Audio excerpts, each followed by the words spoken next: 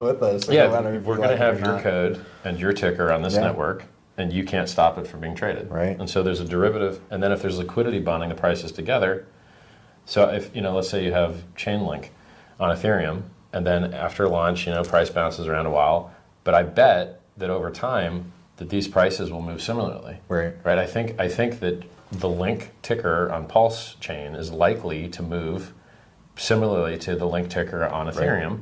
Just because of the bridge, right? And well, because they're bonded by the liquidity. Right. And then it's the same code with the same ticker. Now, do you want to pay $100 or $300 to trade it on Ethereum, or do you want to pay a penny to trade it over here? And we already know this answer because they're doing it on other networks as well. Yeah. People do trading on alternate networks, and then we're the one that you don't like. Your coins are already here.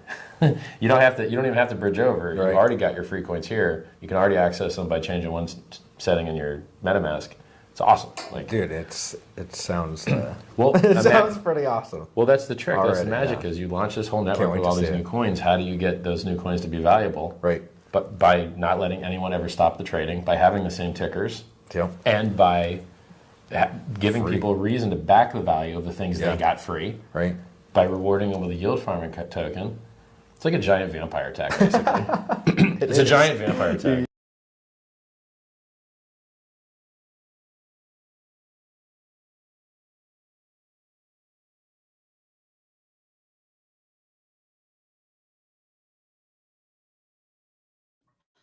Hey everybody, and welcome back to another awesome day. Yay! The downtrend was over, and of course we got a big market pump, and Pulsechain prices jumped. So it's good news for everybody. I know people love the green candles. Who doesn't? And of course, you had your opportunity on the down move to pick up more volume, and of course now you get the gain from that. So it's kind of cool. Now we had a Dovish Federal Reserve news. We're going to look at that today. We're going to have a full coverage of the Federal Reserve in a mini form, a summary form. So I hope you guys enjoy that too. And when you get into crypto, of course, and Pulsechain, it's going to be a lot of fun. So stay tuned. We've got a few Richard Hart updates to cover as well. So it's going to be a pretty good show, I think. Life's Beneath the Truth in the house there. Hello, how are you today? Very good.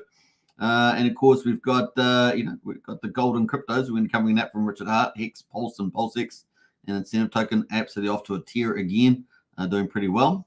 We got Sandy Beach in the house. Good to see Sandy Beach. Hello from Sandy Beach. There we go. Then I'll have to come back to the other ones there. Day 20 of the squat challenge is above, so you can definitely follow Sandy for all that squat challenge for the month of March, which is pretty exciting. And who else has jumped in there? We've got a few others. So we've got Joey Torres. What's up, Joey? Good to see you. Brennan as well, Morning Suit Man and family. Good to see Brennan, our in-house TA guru. Absolutely doing an amazing job. We got Wookie as well. Wookie is hopping crazy. Well, for the Australians out there, hope you like the kangaroo jumping there on the thumbnail. Looks pretty cool. Superman Demand says Al Pacino. Hey, good to see you, Al, and welcome and welcome and welcome. All right, let's get into it without further ado. We're going to kick off into the stock market here. So let's bring that up.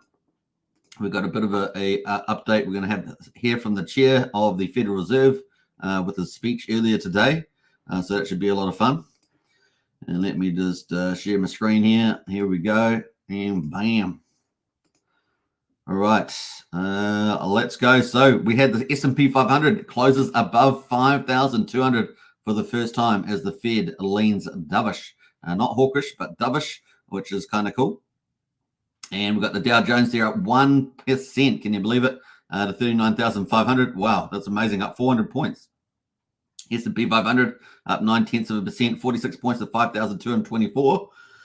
Making new records. And the NASDAQ there with all the tech companies in it up 1.25%, 202 points to 16,369. Man, just keeps making new records. Look at the max. I'll go to the max chart there. Look at that. New records across the board. Look at that. NASDAQ, new records. S&P 500. New record. Look at that thing go. Dow Jones, new records. So amazing stuff happening there in the stock market. Now, the Fed Reserve keeps 3 cuts in view for 2024. So we're expecting 3 rate cuts in this year. Treasury yields have fallen. The Fed kept interest rates on hold and continued to see its benchmark rate falling to 4.6% next year, suggesting 3 rate cuts in 2024. So you know, I mean, we're currently 5.25 to 5.5, so we're expecting falling to 4.6 next year. So that's about 1%, 100 basis points, suggesting 3 rate cuts in 2024. So that's good news. It would be nice to have a bit more, but so far that's where we are. Unchanged from the prior projection in December, so no change there. Ahead of the decision, many were worried that hotter inflation readings, which we had recently since the turn of the year, would force the Fed to take a rate cut off the table. The Fed, however, seemingly believes that its battle against inflation remains on track, though the central bank did lower the number of rate cuts beyond 2024. Following the decision, RBC said it continues to expect a cut in June. As economic growth will slow enough and inflation will ease enough. The unchanged rate path for 2024 pushed Treasury yield sharply lower, with the 2-year Treasury yield now trading at 4.62%, down 7.5 basis points. So that is kind of the big news today, and the market loved it. Now we're going to hear from the chair. This is about 8 minutes long, this video. This is a summary of his speech.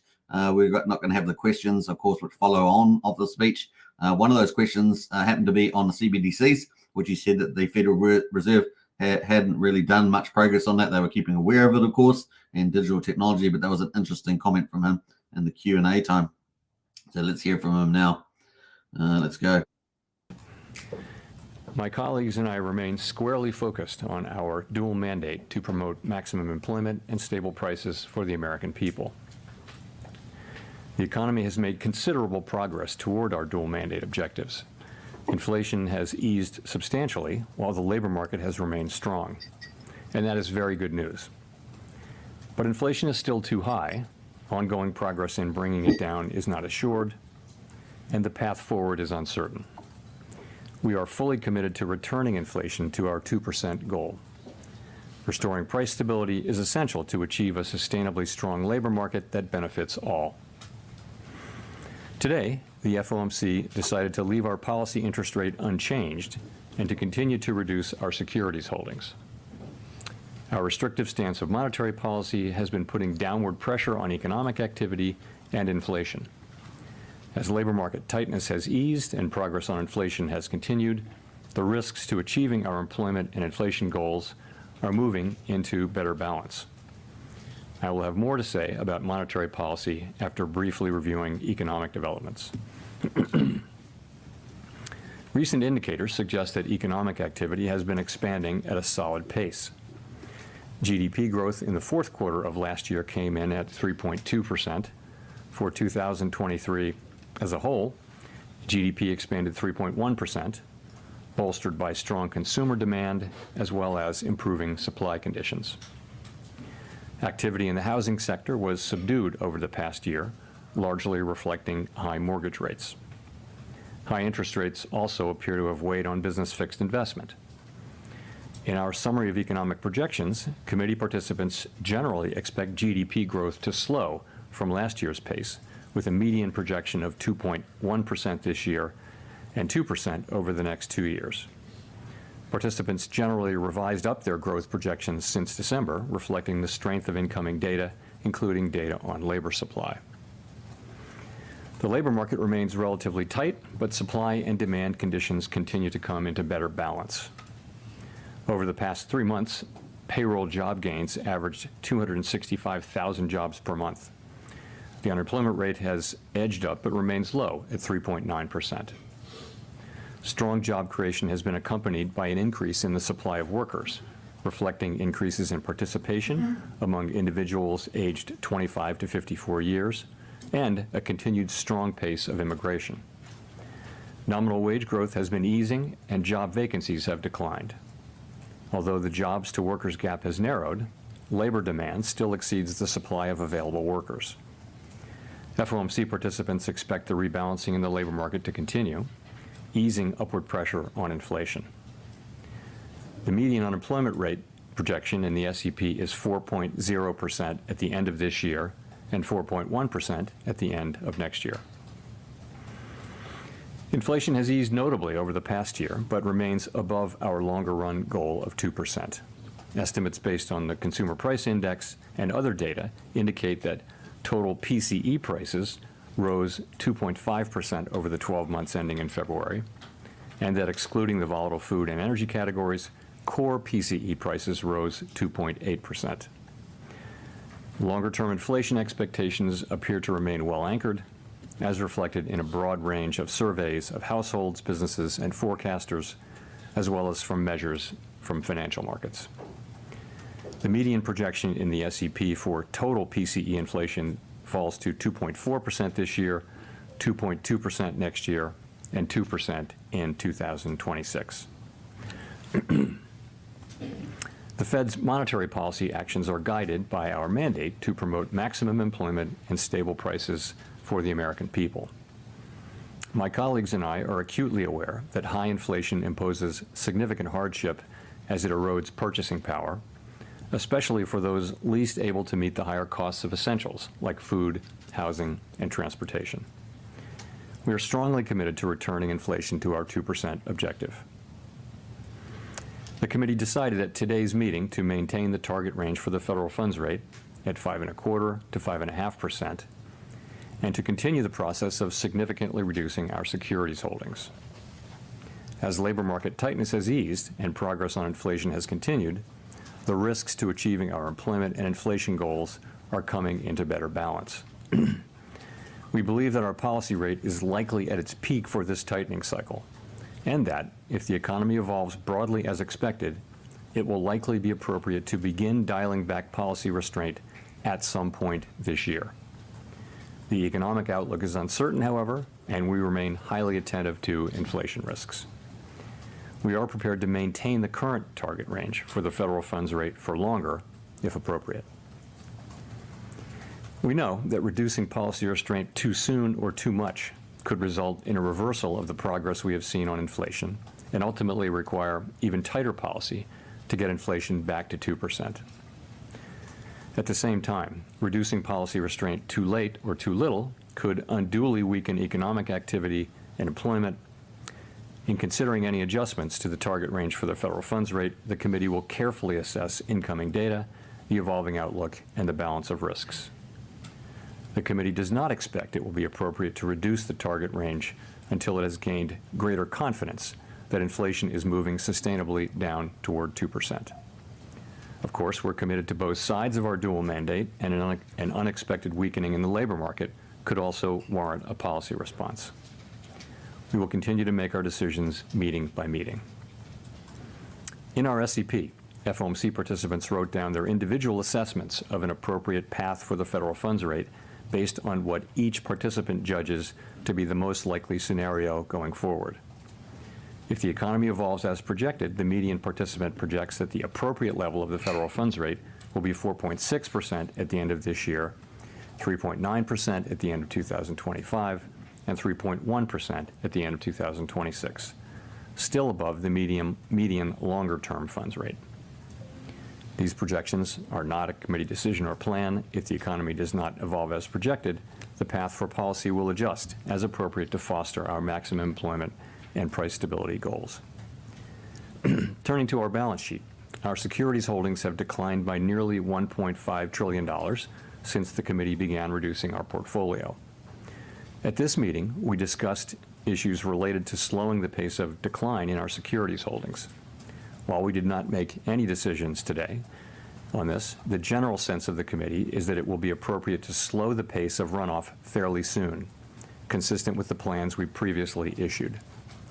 The decision to slow the pace of runoff does not mean that our balance sheet will ultimately shrink by less than it would otherwise, but rather allows us to approach that ultimate level more gradually. In particular, slowing the pace of runoff will help ensure a smooth transition, reducing the possibility that money markets experience stress and thereby facilitating the ongoing decline in our securities holdings, consistent with reaching the appropriate level of ample reserves. We remain committed to bringing inflation back down to our 2% goal and to keeping our longer-term inflation expectations well anchored. Restoring price stability is essential to set the stage for achieving maximum employment and price stability over the long term. To conclude, we understand that our actions affect communities, families, and businesses across the country. Everything we do is in service to our public mission. We at the Fed will do everything we can to achieve our maximum employment and price stability goals. Thank you. All right, so that was the meeting from the Federal Reserve. And of course, a couple of key takeaways there. 3 rate cuts expected this year, taking us from 5.5 down to 4.6 potentially by the end of the year. One of the funny things was, of course, how nice that line goes down in the federal funds rate as we move forward. So basically, bank interest rates, pretty easy modeling there. And the other one, of course, is the indicative based on the their forecast is basically up to 2 years for inflation to get down to 2%. So it's going to be pretty interesting to see how that actually happens, how that actually goes in the future. But the market did take it as dovish, and that's good news. So staying on track there. So looking like June. The other thing was not only interest rates, but the other major tool from the Federal Reserve is their balance sheet, and of course the impact on monetary supply.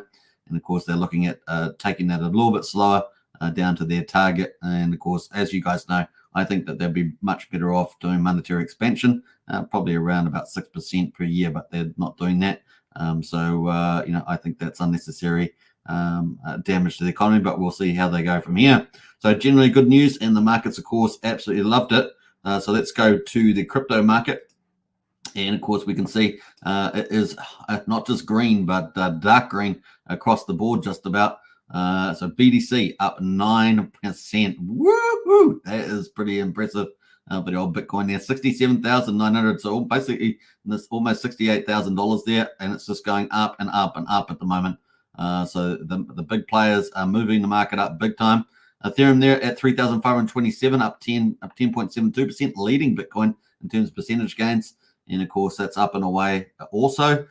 We've got everything's pretty much up. BNB is up 9%. We've got their Matic is up 8.6%. ADA is up 8.5%. We've got Litecoin up almost 8% there. So everything is on a tear at the moment. XRP is the laggard at the moment, 4.6%, 61 cents at the moment. That's kind of what's going on there amongst the main chains. Solana is up a whopping 12% on Solana. So doing pretty well there as well. Litecoin is, 8% there. So some pretty interesting stuff. Looking at Optimism. Optimism's also a bit of a laggard there, up 3.5% at the moment. What else is looking interesting there? And Arbitrum there is up a bit stronger, actually 7.6% to $1.75. So there we go on all the layer 1 and 2 chains. The meme coins are obviously having a tear. You can see the meme coins over here. Dodge is up a whopping 17.6% to 15 cents. And of course, you got Pepe up as well, 27.6% on Pepe at 508, doing pretty incredible. And Floki following up as well, 31% up on Floki, and almost 11% on SHIB. So meme coins obviously being a big part of the big value story. They're easy to onboard people. Those have been doing extremely well at the moment. Looking at some others there, we've got Crow is up 15% there to 14 cents. What else is looking pretty interesting there as well? So pretty good across the board. Massive pump. This is pretty exciting. And of course, let's zoom closer into on BTC. Bitcoin at the moment. Look at this chart. Wow. So we had a low of today of 60,771. This is on Coinbase. And we had a high so far of 68,150. We're currently at the top end of that, 67,821. And look at that power move there. We bounced off 68,000, which was the support line. 68 was the support line, and 68 to 69, and it bounced off that. And of course, we had another one down the bottom there for the 50 moving average is at 59,000. So that's that yellow line. So that would have been the next natural kind of break there if we'd broken down. But we didn't. And of course, you guys know we've got the Bitcoin halving coming up, and look at that thing coming up there at the moment. Woohoo! It's getting closer and closer by the day. 27 days away. What? All right. Yeah. So obviously, Bitcoin blocks. The inflation on Bitcoin is going to go down by half.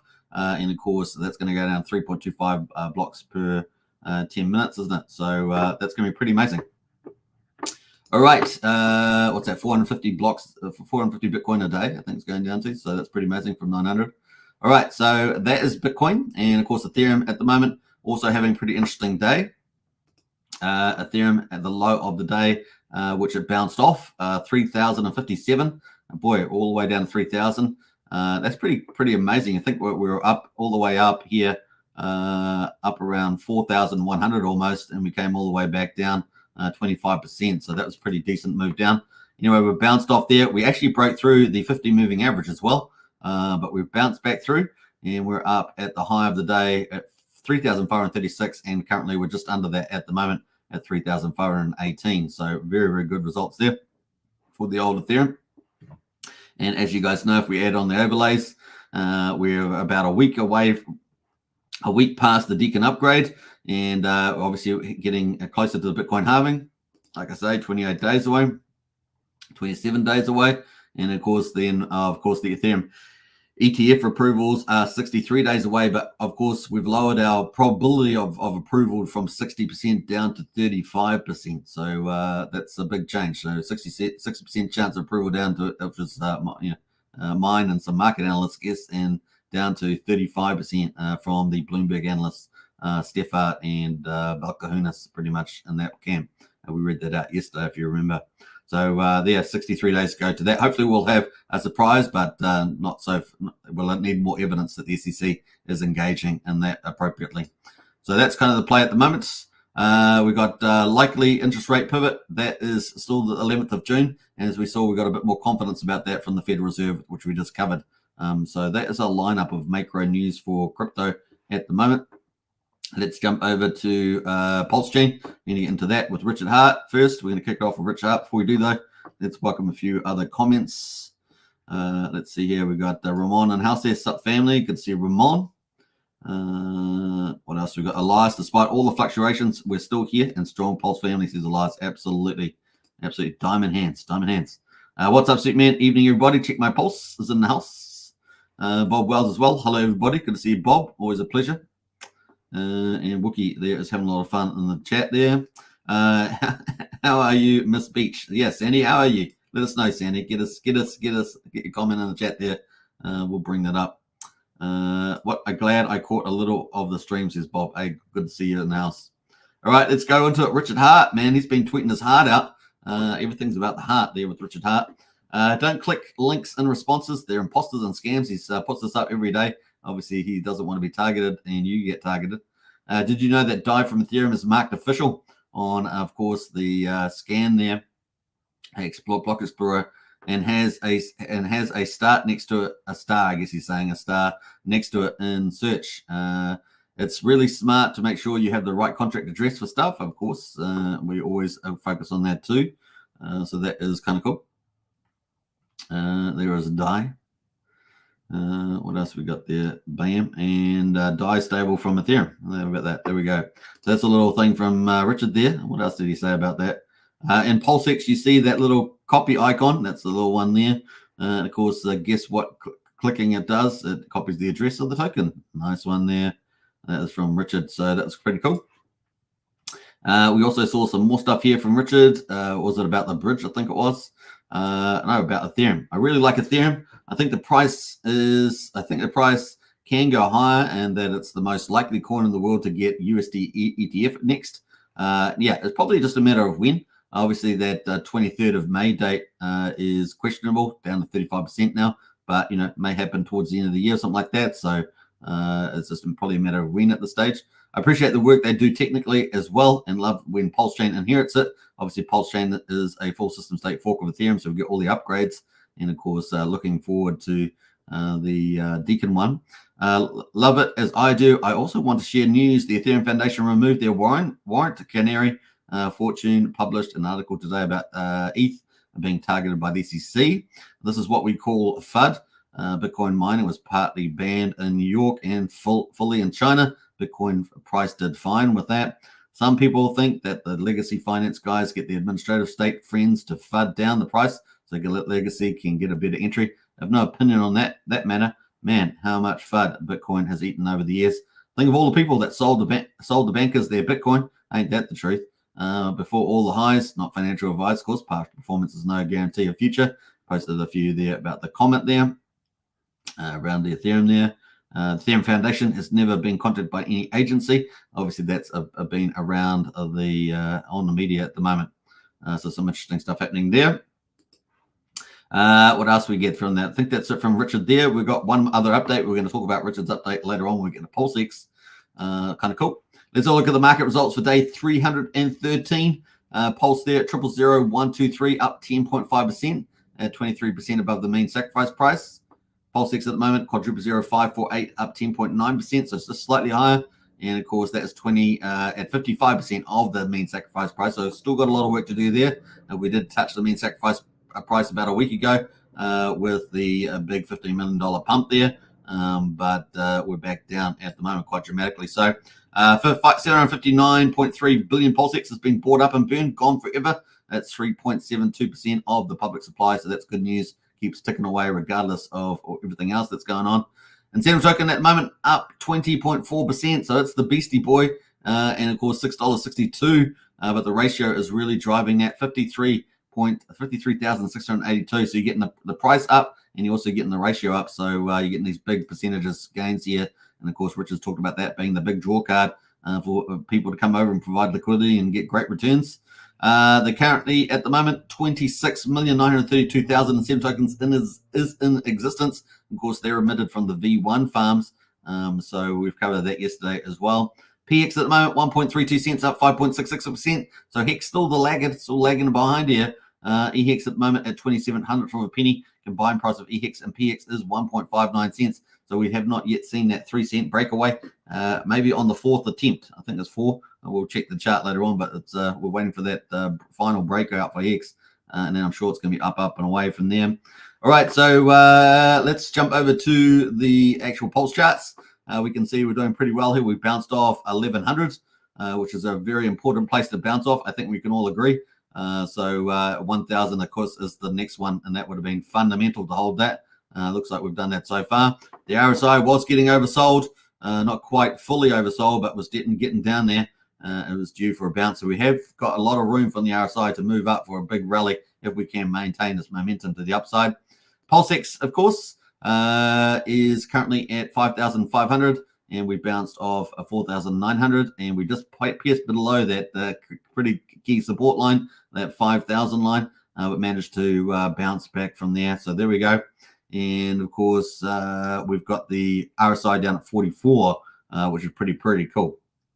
So there we go. Let's jump over to the update for Richard Hart. Of course, there was a pretty decent update there for Pulsex. So the V1.0.6 version release is out, and it had many updates, fixes import currency reset, etc. Fixes price impact calculation. So it's lots of cool things there. Optimizes the auto router. It's improves the handling of multi-core failures. So that's really important. So it's got lots of the cool updates there. So fantastic news from Richard around that. So hopefully we'll get a better experience, particularly during very high volatile and fast-moving markets. We saw that when $15 million went out, a lot of the dexes failed to be able to route and execute in time. Includes Patias as well. And of course, Patias has I think, just recently done some upgrades to theirs as well. So always trying to improve to get better results there at the moment. All right, so that's kind of cool. And of course, good news there. So the incentive token, though, is at $6.62. And where are we at to on that one? $6.62. The ratio, let's look at the ratio. Ratio at the moment is sitting around 53,666. Has been as high as 54,700 today, looking really good. And you guys know the local high back here, 55,700. So the uptrend looks pretty still intact there, looking good. Up 20%, nice mad gains there. For those of you in the Pulsex farms, you'll be loving this. You'll be loving that chart. That chart is bringing you lots of good tidings. Let's say that. So a big shout out. All right, we got PHEX there at 1.3 cents. Obviously bouncing off 1.2 cents there. RSI similarly pretty oversold almost. 41, or at least pretty low, 41. And we've got plenty of room for an uptrend if we can maintain this, especially off the back of a very bullish move for Bitcoin and Ethereum to the upside. So hopefully we'll hold that, consolidate, start moving up rather than, pinging back up and down. So hopefully we should have the news for the upside. So let's see how we go. EHEX there at the moment is at 2,600 for a penny, just kind of chilling sideways. We're up about 3-4% there. And let's go to the log chart for that. That's kind of where we are on the pulse. And the combined price of EHEX and PX. Let's go check it out on investex.io. Thought I'd set this up, but I hadn't. So let's check this out. And we'll go full chart mode. Can we do daily? I think we can. Let's do daily on here. and see how many times we've tried to get over 3 cents, or we've been denied for various reasons. 1, 2, I guess 3, maybe 4 times. Let's just take these ones there. So we've got 1, 2, 3. Let's hope that on the 4th time we make it, where we actually cover that past that 3 cents, and we're up to the races. Once it goes, it's going to go. It's going to be fun times. All right, let's jump over to the gas prices. No, validators. Actually, let's go to validators. We're at 49,159 validators on Pulsechain. 1.57 trillion is off the market at the moment. And of course, let's go to the gas prices. 220,000 beats or gwei on the gas. 1 cent for a Pulsex transfer. 600th of a penny for a Pulsecoin transfer. And 2/10 of a penny for a PRC20 transfer. So super cheap on Pulsechain. And of course, we've got this new dashboard, which is pretty cool. We're 5,300 times cheaper than Ethereum. 41 gwei on Ethereum at the moment. And 5,000 times cheaper than Bitcoin. $2.87 to send Bitcoin at the moment. Pretty cool, right? So good news right there. You got the Pulsechain Ethereum comparison for sending different types of transfers and things like that. And look, Pulsechain is pretty much dead cheap compared to Ethereum. And of course, selling an NFT, $86 for selling an NFT, 2 cents on Pulsechain. So that's pretty cool there at the moment. So nice one. What's a swap? Let's see here. We got StakeX, a swap, $51, 1 cent on Pulsechain. So tell all your friends, bring them the Pulsechain, folks. That's as simple as that. All right, so let's jump over to the bridge. You guys, just know this is kind of like the health heartbeat check here. 136.3 million bridge to Pulsechain, so still holding okay. Obviously, we had that high of 180, and of course, Hex was way up at that time. So it was over 1 cent, wasn't it? So let's see how we go with that. The PDI looking like it's holding pretty decent, around 46 million. Not too bad at all. ETH is taking number 2 spot with the price pump of ETH. USDC sitting at 23.7 and USDC 17 there. Those are the bridged in versions, right? USDL 18.5 million and PXDC 14 million. There's been a flippening. There's been a flippening in the USD PXDC again. It's reflipped back the other way. What the fudge is going on here with these liquidity forks? But that is what's happening there. Coast sitting at 4 million. And you guys know we got some nice news around Coast. Pretty cool. So good news there. That leads us into that's pretty much at the highlights there on that one. So we've just finished day 313. We're going to be starting day 314 on the old Pulsechain. Now I'm just going to bring up something because there's a couple of things I was going to bring up that I forgot to bring up. So let's do that. All right. All right, so let's bring that up. And we've got a couple other comments in the chat first before we go to that. Says Sandy Beach says, did you miss actually, we've got someone else in the chat first. Let's go back to that first. Check my pulse. We'll get up to there. We got up to that. Suzy Q says, hi, Amazing Superman family. Lots of hugs and kisses from Suzy Q. Big shout out. Welcome. And appreciate all that. Did you mention Pulse launch? Yeah, well, we had some news about Pulse launch. We covered the launch. And of course, at least we covered the token launch, right? It's still up to 3 months away before the actual Pulse launch launches, which is up to 3 months. Anyway, so they had ended up, liquidity got pulled yesterday by the team after they found an issue. So with the DAI that was used. So let's read out this is a quick little update here. Dear Pulsechain launch community, in our commitment to transparency and fairness, we must share a significant finding during our review of the token generator event and launch of the launch token airdrop. Discrepancy arose due to the limitations of Pulsechain's current block explorer capabilities, leading us to rely on DBank for transaction data. Unfortunately, the data incorrectly identified PDI transactions as EDI, affecting the accuracy of our current airdrop distribution. Key points of the issue: misidentification of 5 transactions amounting to a total of 635,000 PDI, equivalent to $1,500, were misclassified as EDI in the CSV from DBank. Resulting error: these transactions erroneously received 635K worth of launch tokens due to the misclassification. Detection: this error went unnoticed until after the deployment was completed, so it was trading away there. And of course, people were getting the launch tokens and staking it. Had an early 3-day bonus for points, and if you send it to a certain address, that you'd get more points pretty much, and you'd be, once they do launch, you get those tokens back and all that sort of stuff. So And that's kind of where they are there. They've got the transaction evidence for that. Resolution, understand the potential risk these transactions pose to our project and community. And after exploring all possible solutions, we've concluded that the only course of action is to withdraw liquidity and issue a remint. So that is the actions that they have done and will take, issue a remint. This decision, although difficult, is made with the long-term integrity and success of our community in mind. Next steps, we will take a snapshot of the blockchain immediately before liquidity withdrawal. The 5 affected addresses will be excluded from the new token distribution.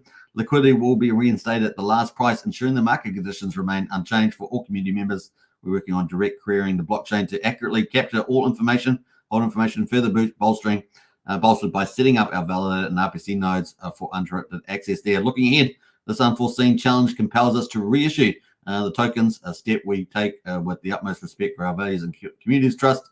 The corrected token supply and market cap will position us stronger, more aligned with our vision. We deeply appreciate your understanding and continued support as we navigate this situation. Our dedication to creating a fair and transparent platform remains unwavering. The Pulse launch team there. So that was from them earlier, was it 18 hours ago? So that was the play there. I think we may have had a bit more from there. Let's see here. Change Pulsechain launch tokens allocated to the wallet who sent PDI. Never even sold the allocation. Yes, there was a mistake and it was resolved. But there is no $600,000 extraction. So it looks like the money is protected there. So you'll just have to wait for Pulse launch if you are involved in that project. There we go. So that was kind of an update there. Hopefully that helps, Sandy Beach. If you hadn't seen it already. Clinton's in the house there. G'day, crew. Good to see you, Clinton's. Welcome to the chat as well. Who else has jumped in here? Put your green thumb on the like button. Yeah, definitely do that. And Matt says in here says howdy everybody, and the Superman.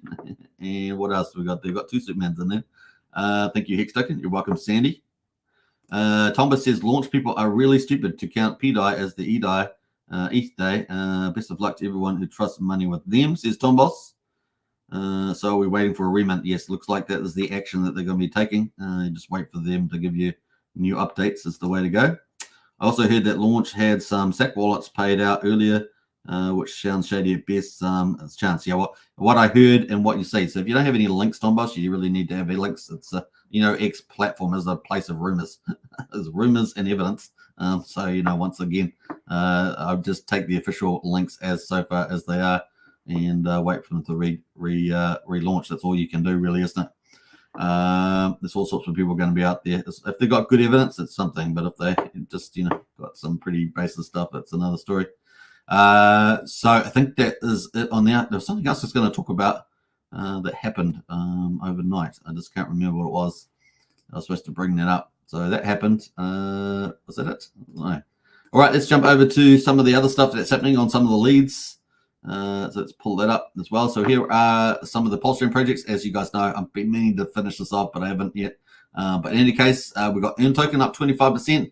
ZKZX is up 24% there, so some nice movers there as well at the moment. Bean Token up 15% from Barista, doing pretty well. However, Magic Carp Rider's down 7.5% there. That's kind of the play. Derivatives. Let's look at some of the derivatives. Icosa up 13% and Hedron up 8% on Pulsechain. Influencer coins, Axis Alive, man, after that massive pump the other day, pretty nicely there, but down 1% today, but still at 31,700, which is pretty amazing. On smaller liquidity, but still, 461k there at the moment, but price got pumped major. What else there? We got Paul Pleb up 10%, no token from Randy Olusky, up 8.6%, more token from Dravon, up 16 points, almost 16.8%. That's a pretty good move there. And Ben Armstrong V1 is up 11.6%. And I really do must get to finish off all these lists. That's just the way it goes. Stablecoins have been pretty interesting. We got P-Day back up 3200th of a penny, up 32%, and USDC is up 30% there and 26% on USD Tether. So that narrative for these is still climbing, still pushing these up. And of course, even though there's a lot of critics out of there for the maker theory, and of course PDI, USDC, USD Tether getting put up to $1 and Rich Art, etc. It is still moving in that direction, which is pretty hilarious. At the moment, we've got USDL sitting at 99 cents, a PXDC at 99 cents almost, and that had some crazy stuff the other day. Got really punched down, some really flash crashes on that. but it is holding up pretty well. And Coast, of course, is up at 98 cents. So stablecoins looking pretty stable. Now, I haven't got the Bridgeton ones on there. I'm going to add those in. So just wait for that. That's kind of it at the moment. There's lots of coins I haven't got on here. Sorry about that. I must get that done. I'll try and do it today rather than mucking around there as well.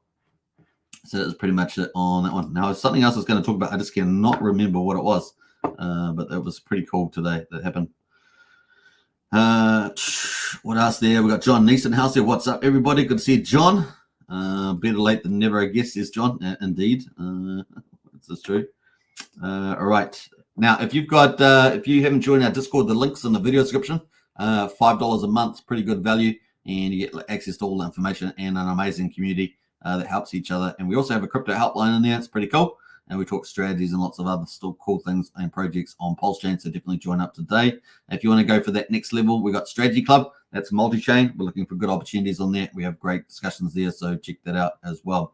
All right. I think that's it on that one. Let's see if we got the Hex. Let's see if Hex is out. Just checking the data here first before we go to talk about it. No, we got yesterday's numbers out, so we might as well briefly talk about that. There we go. So we've got Hex here on Pulsechain. This is not today's data. We're expecting day 1570, but we've got day 1569, which we didn't cover the other day. So it looks like we got 6.999 Hex per T-share on the old Ethereum chain, and 7.088 the day before that. So that's pretty cool, 7.1. So obviously we had some really good payments there on the old Ethereum chain. Pretty cool. How's the T-shares going? Or T-shares at the moment, 9,332,000 T-shares. Remember that all-time high was around about 11.2 million. So we're definitely coming down. And of course, after that volatility last week, we've come down a lot from there. That's kind of it at the moment. We're sort of, we've calmed down with all the wallets moving, stuff like that from the volatility. And the penalties have been fairly modest since we had all those really volatile days. Look, we had that billion day of penalties. Crazy, right? 144 million, 105 million. They were some crazy times. And of course, as Robbie Davidson says, I've got T-shares on both chains. And I agree with that one. On the Pulsechain side, we still haven't got day 1570, but we've got the day that we haven't covered. We had 7 Hex per T-share there on day 1569, which would have been day 311 on Pulsechain. No, 312. Sorry, my bad. 312 on Pulsechain would have been that one. And let's see what else we have happen here. T-shares, 9,579,000. So man, it's been a real separation between Pulsechain and Hex, of course. Not surprising after Richard's post a week ago, but there we go. There's a big separation now. What's that?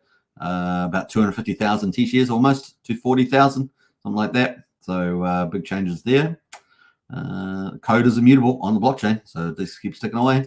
We got quite a few penalties. Not the same as Ethereum, of course, but we had quite a decent amount of penalties over the last on Pulsechain. And here we are, 67 million we got in yesterday. So that's not too bad, or the day before, depending on how you're going to describe it. We've had, quite a few holder growths there on the Pulsechain. We have been shedding a few holders there. Maybe some of those, maybe some people that were, rage quitting and stuff like that. So there's possibility. That is it at the moment. So we haven't got the results out for today, but they'll probably come out in the next 20 minutes or so. So definitely check out hex.com, of course. You can buy Hex and get T-shares on Pulsechain. That would be the preference. And then, of course, you can also buy Hex and do potential mining on Ethereum as well, either short-term or long-term, depending on what your appetite is for fees over there. So that is kind of it on the old Pulsechain and Hex. If you want to join up to the Strategy Club today or just our general Pulsechain Hex Discord, use Wookie's link there. Way to go. Yeah, $35 per month for the Strategy Club. John Nee says, I would guess most Mexicans are buying egg tips. Most Mexicans? You mean Hexicans? I think you mean Hexicans. Hexicans there, yeah. I'm sure Mexicans love dips and Hex. They know a good value when they can get it. My bad, says John, yeah. All right, pretty cool. That is pretty much it. Now, I had something else to talk about. I just can't remember. I bet I'll remember after the live stream because I was going to talk about that, but I never did. So I hope you guys have enjoyed today's content. Yesterday, we did some really good coverage of the Bitcoin market with a lot of those news with Ethereum. Today, we're really focused on the Federal Reserve and how that's fueled the pump today. And boy, what a pump it is in the old crypto. Isn't that crazy? The crazy pump in Bitcoin today. Really amazing stuff. And let's have a look at it one more time before we wrap up here on 45 minutes. It might be a short show, but it's an important one. And look at that. In fact, that is pretty badass. Look at that stuff. Yeah. What does it look like when I go there? It doesn't work. So let me go back to this view. But look at that. 60, almost 9%, almost 68,000 again on Bitcoin. 3,500 on Ethereum. Looking incredible. The meme coins are absolutely on a tear at the moment. You can see that. Pretty amazing stuff there. Big time. All right. I think we're going to leave it there. 45 minutes. Sometimes we have a long show, 1 hour and 15. Sometimes we have a short show, 45. And of course, today's a 45. But man, what is a bullish 45-minute stream is better than a bearish one at 1 hour and 15, isn't it? Is that the way it goes? All right. Take care, everybody. Hope you guys enjoy yourself. And don't forget, let's not forget what's going to happen in the future. And that is, you guys know what's going to happen. You guys know. Let me play. I'm going to find it out here. It's going to happen. It's happened. I'm just looking for something. Hold your horses. We're going to have the Magic Cup ride, of course. That's going to be a lot of fun.